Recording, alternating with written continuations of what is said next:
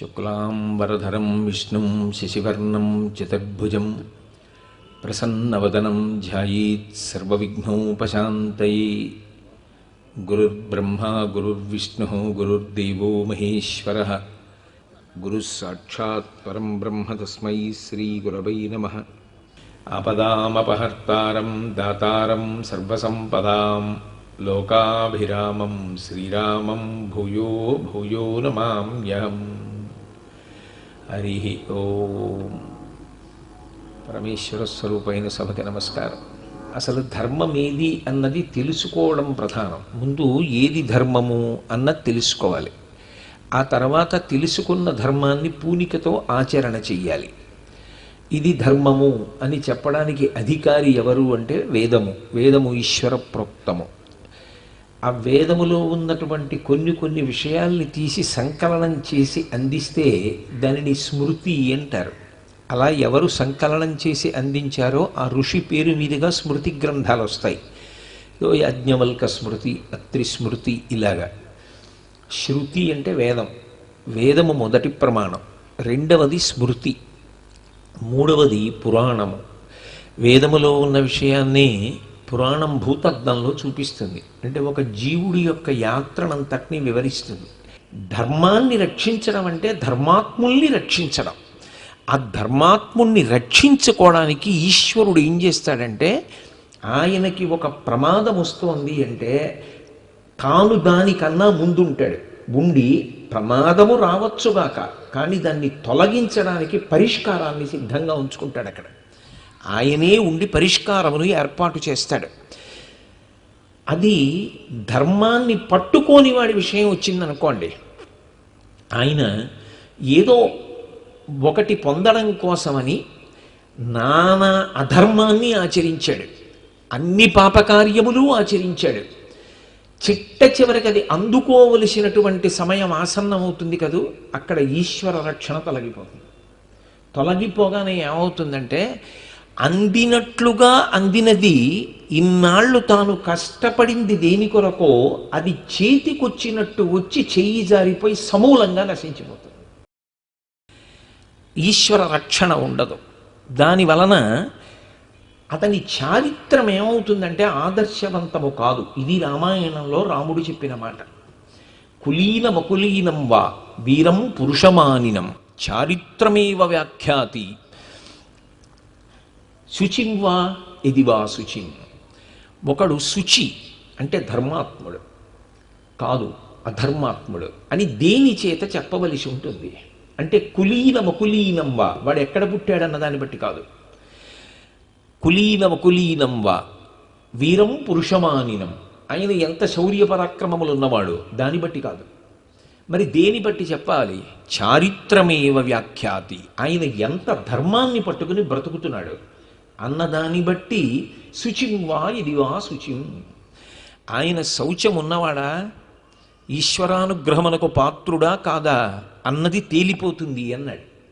అందుకే ధర్మము వలన వచ్చేటటువంటి విశేష ప్రయోజనమేమి అంటే, వచ్చేటటువంటి తొట్టుబాట్లని దిద్ది, వైక్లభ్యములను దిద్ది, జీవితాన్ని ఫలవంతం చేసి లక్ష్యశుద్ధి వైపుకి నడిపిస్తుంది.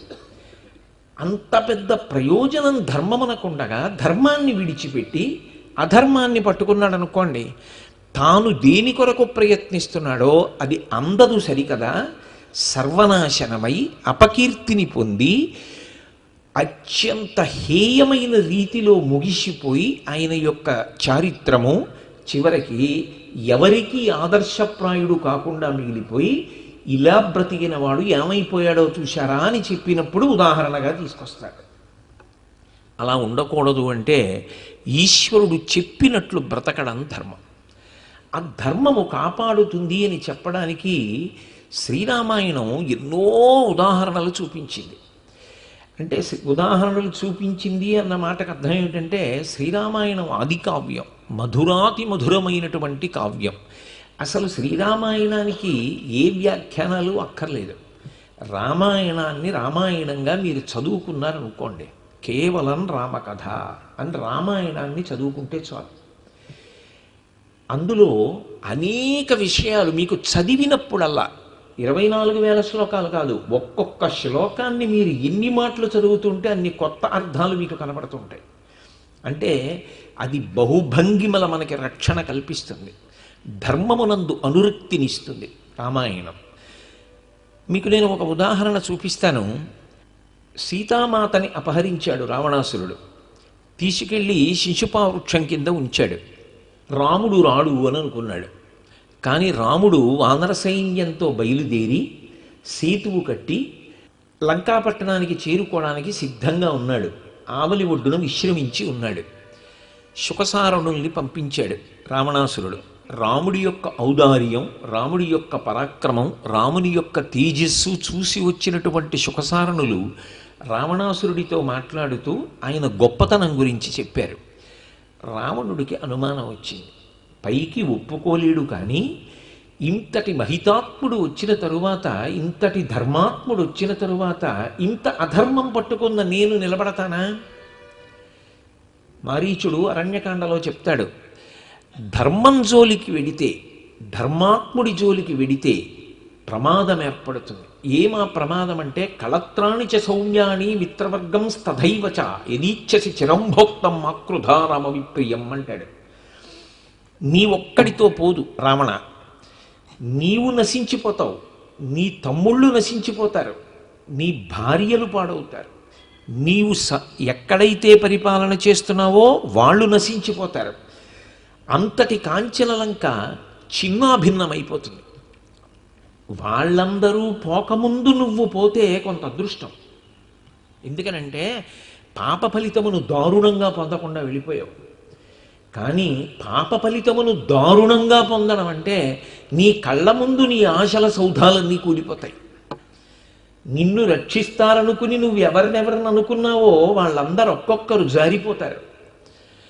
నా అన్నవారెవ్వరు నీకుండరు. అప్పుడు 10 తలలు తరుగుతాడు. ఒక్కొక్క తల తింపేస్తుంటే ఎప్పుడు పడిపోతాడని చూసి జేజేలు పలకడానికి వచ్చి నిలబడతారు ఆకాశంలో. ఆ పరిస్థితి తెచ్చుకోకు. అది రాముడి శక్తి అనుకుంటున్నావేమో. రాముడు ధర్మాత్ముడు, అది ధర్మము యొక్క శక్తి. రామో విగ్రహవాన్ ధర్మ. అందుకే రాముడి జోలికి వెళ్ళడం ధర్మం జోలికి వెళ్ళడం. రాముడి జోలికి వెళ్ళడం అంటే నువ్వేం కోరుకుంటున్నావంటే నీ ఒక్కడి వినాశనం కాదు, నీతో పాటుగా నిన్ను ఆశ్రయించినటువంటి అందరూ నశించిపోతారు. ఆ నశించిపోవడం ఎలా ఉంటుందో తెలుసా? ఎవరో చేయడం కాదు, నువ్వే చేసుకోవడం. స్వామినా ప్రతికూలేనా ప్రజా తీక్ష్ణేన రావణ రక్షమానాన వర్ధంతే మేషా గోమాయునాయధ అంటాడు.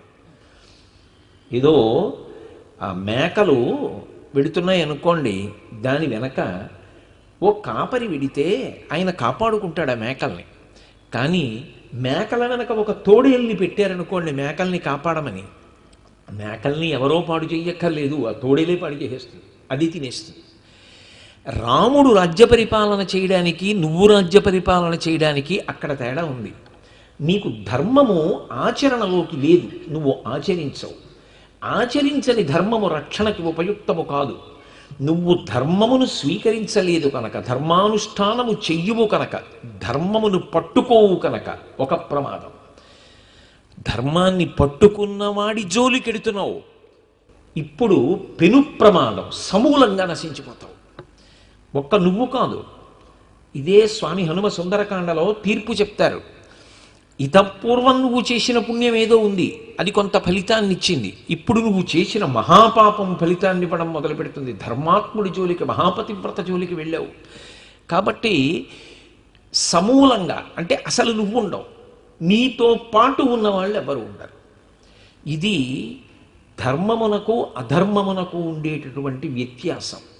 అయినప్పుడు నేను సంతోషంగా ఉండాలి, నా భార్యాబిడ్డలు సంతోషంగా ఉండాలి, నన్ను ఆశ్రయించిన వాళ్ళు సంతోషంగా ఉండాలంటే నేను దేన్ని సాధన చెయ్యాలి? ధర్మాన్ని సాధన చెయ్యాలి. ఇవాళ బాగుండొచ్చు, అధర్మాన్ని పట్టుకుంటే ఓ 10 రూపాయలు సంపాదించినట్టు అనిపించవచ్చు. అధర్మాన్ని పట్టుకుంటే నాకు బలం ఉంది కాబట్టి ఒక బలహీనుణ్ణి పట్టుకుని నేను వేధించవచ్చు.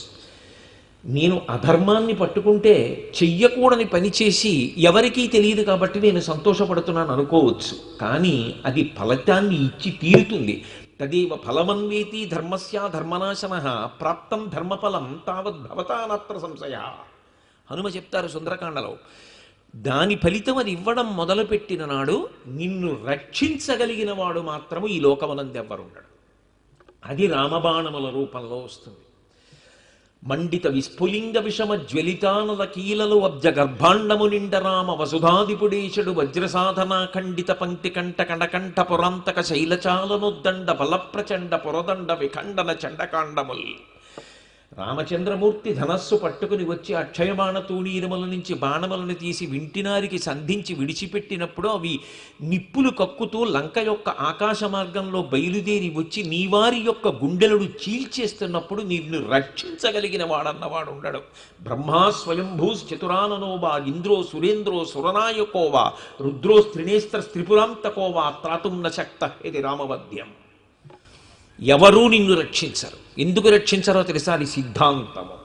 ధర్మమున జోలికి వెళ్ళినా, ధర్మాన్ని వదిలిపెట్టినా నీ రక్షణ నీకు ఉండదు. కాబట్టి రక్షించగలిగినది ఏదంటే ధర్మం ఒక్కటే. ఆ ధర్మము కేవల రక్షణ కాదు, ఆపత్కాలమునందు ఈశ్వరానుగ్రహంగా రక్షిస్తుంది. రాముడు వచ్చేస్తున్నాడు రేపు బయలుదేరి అని విన్నాడు శుకసారుల వలన. కనీసం అప్పటికైనా బుద్ధి మార్చుకుని ఉంటే ఇంకొకలా ఉండేది. చెప్పింది సీతమ్మ తల్లి, నివర్తయములో మత్త స్వజనీ క్రియతాం మనః.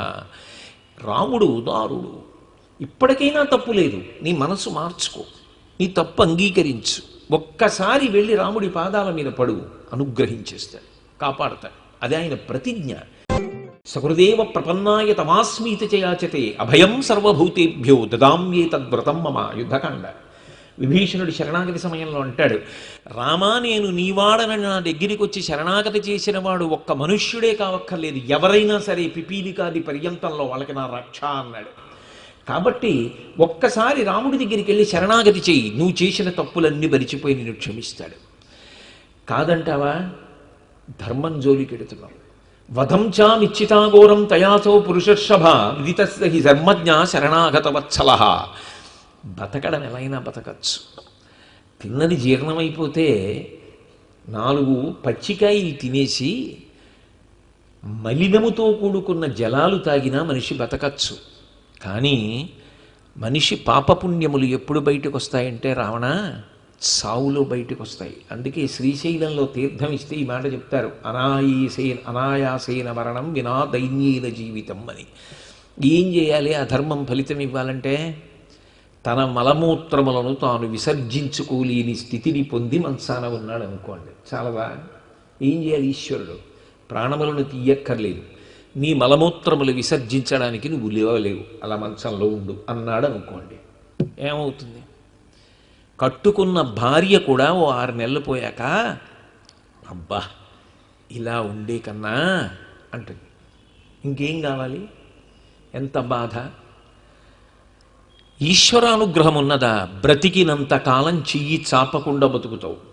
వెళ్ళిపోయేటప్పుడు అనాయాసంగా శరీరాన్ని విడిచిపెట్టి వెళ్ళిపోతావు. నువ్వు ధర్మం జోలికెడుతున్నావు. రాముడు రాశీభూతమైన ధర్మం. ఇప్పుడు నువ్వు ధర్మానికి హాని చేసే ప్రయత్నం చేస్తే నువ్వు పొందే దారుణమైన శిక్ష ఏమిటంటే భయంకరమైన మృత్యువు. అది మామూలుగా ఉండదు. వెళ్ళినవాడే కానీ వెనక్కి వచ్చినవాడు లేడు. యుద్ధంలో ఒక్కడు లేడు. చిట్ట చివరికి తాను వెళ్ళి నిలబడ్డాడు. పైన దేవతలు ఋషులు అందరూ నిలబడ్డారు. వాడు పడిపోతే మేము ఆనందపడిపోతామని. ఏమి జన్మ చిట్ట చివరికి భార్య మండోదరి వచ్చింది, పడిపోయాడని తెలిసి. అందరూ అనుకున్నారు రాముడిని నింద చేస్తుందనుకున్నారు. ఆవిడ వెళ్ళి ఆ తెగిపోయిన తలలు నెత్తుట్లో యుద్ధభూమిలో మట్టిలో పడిపోయి ఉన్నాడు. ఆయన్ని చూసి అంది, ఓరి పిచ్చివాడా, చాలామంది నిన్ను రాముడు చంపాడు అనుకుంటున్నారు, కానీ కాదు, భార్యని నాకు తెలుసు. నువ్వు ఎందుకు చచ్చిపోయావో తెలుసా?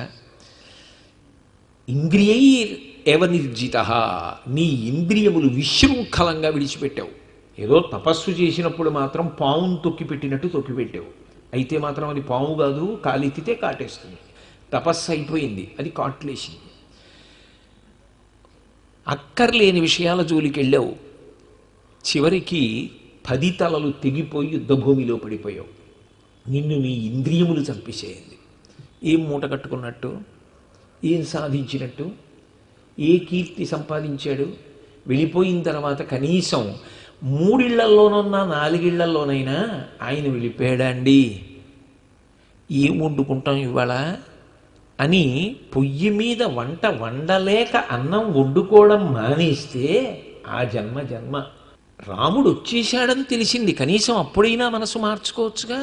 ఇంతమంది చెప్తున్నారుగా, తన గూఢచారులు సుఖసారణులే చెప్తున్నారుగా, మార్చుకోలేదు సరికదా. వికృత ప్రయత్నం చేశాడు. విద్యుజ్జిహ్వుడు అని చెప్పి తన దగ్గర ఉన్నటువంటి ఒక రాక్షసుణ్ణి పిలిచాడు.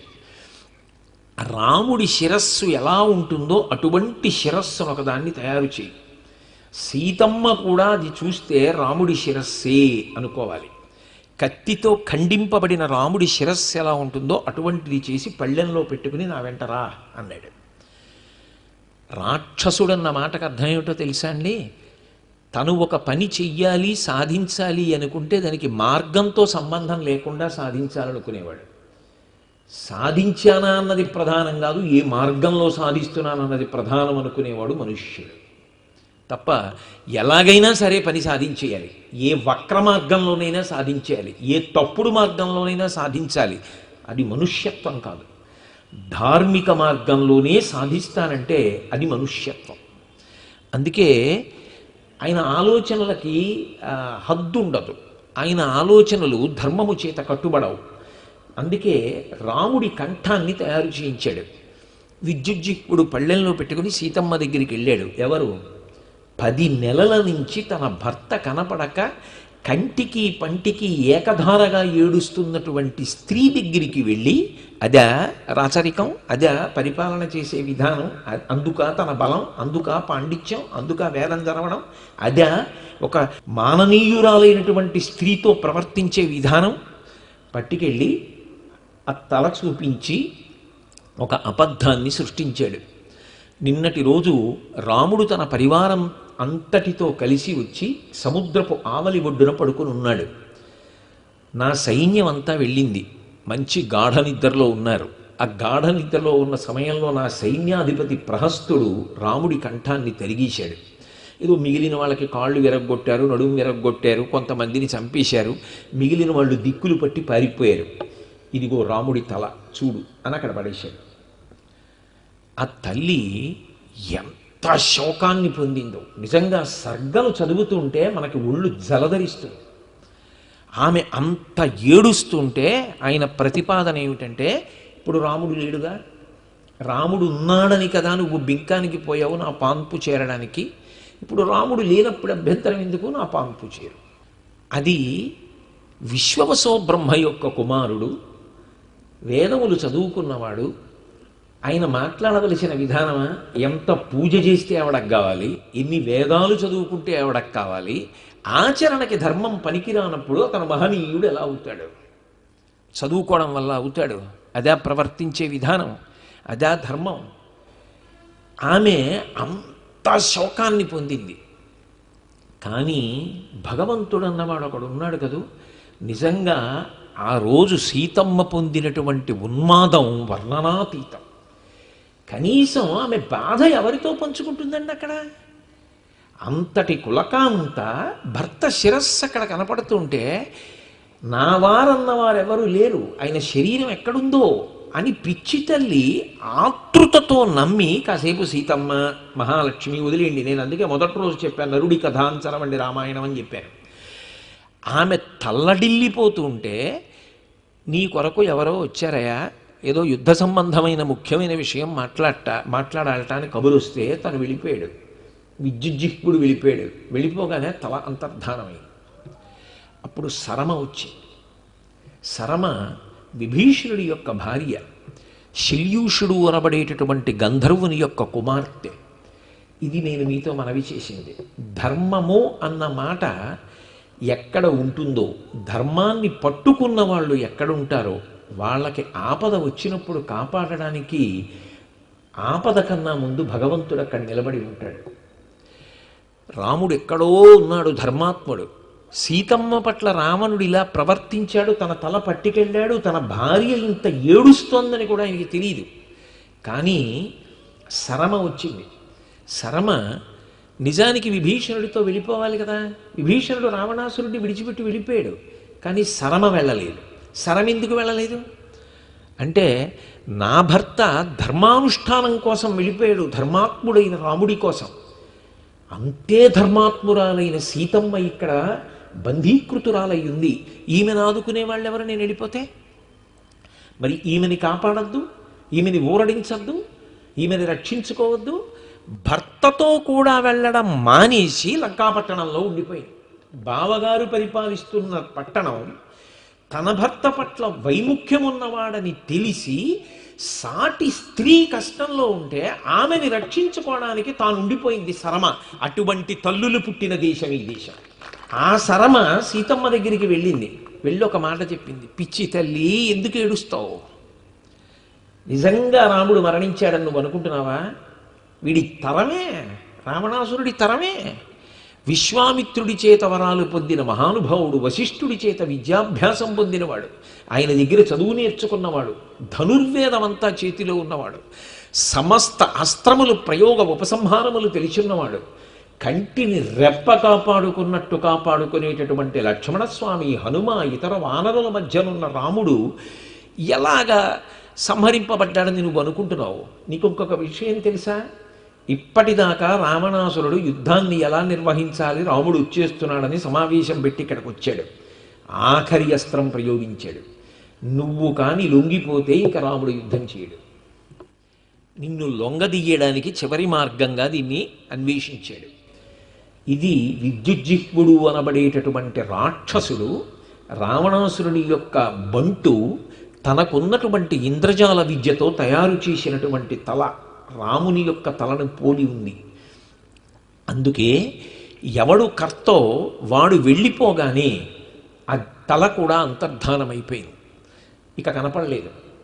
ఇంకొకటి జాగ్రత్తగా విను, యుద్ధమునకు సంబంధించినటువంటి భేరీలు మోగుతున్నాయి. రాముడు నిజంగా ఆపదకు లోనై ఉంటే, రాముడికి అమంగళం జరిగి ఉంటే ఎందుకు యుద్ధ భేరీలు మోగిస్తారు? పట్టణమంతా సైన్యాన్ని ఒక చోటికి చేరుస్తున్నాడు రావణాసురుడు అంటే రాముడు క్షేమంగా ఉన్నాడని అర్థం కదా. ఊరడిల్లు అంది. ఆపద కలిగినప్పుడు, శోకం కలిగినప్పుడు ఎంతటి వారు కూడా చతికిల పడిపోతారు. అప్పుడు ఊరట పొందేటట్టుగా చెయ్యడానికి అంతటి లంకాపట్టణంలో రాక్షసుడు ఉన్న చోట ఆయనని కాదని ఒకనాడు గోదావరి జవాబు చెప్పడానికి భయపడింది, పర్వతాలు చెప్పడానికి భయపడ్డాయి. అక్కడే ఒక స్త్రీ ధైర్యంగా సీతమ్మ దగ్గరికి వెళ్ళి రావణాసురుడు చెప్తున్నది అబద్ధమో అని చెప్పి సీతమ్మని ఊరడింపచేసింది. అంటే భగవంతుని యొక్క అనుగ్రహం ధర్మాన్ని పట్టుకున్న వాళ్ళకి ఉంటుంది, కాపాడుతుంది అనడానికి ఇంతకన్నా ప్రబల ఉదాహరణ ఎక్కడుంటుంది?